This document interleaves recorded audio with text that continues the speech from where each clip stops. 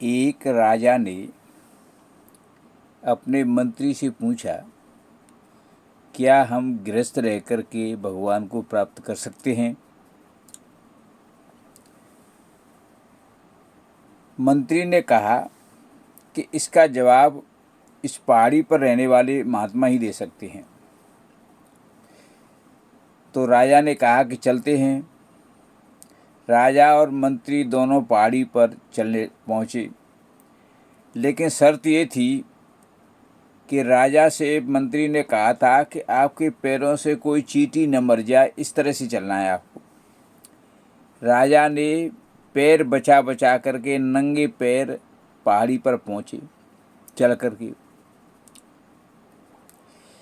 महात्मा ने राजा और मंत्री को दोनों को बिठाया और आने का कारण पूछा।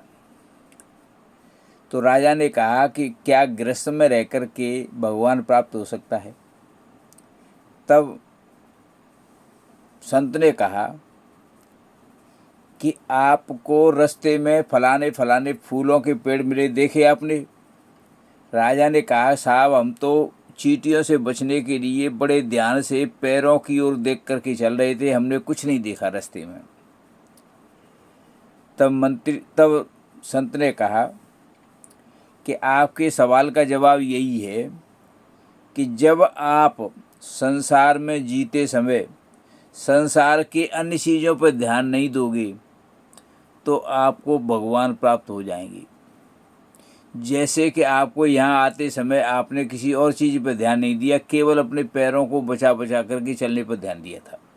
इसी तरह से अगर संसार के भोग विलासों पर ध्यान नहीं दोगे तो आपकी मुक्ति इस गृहस्थ जीवन में भी हो जाएगी।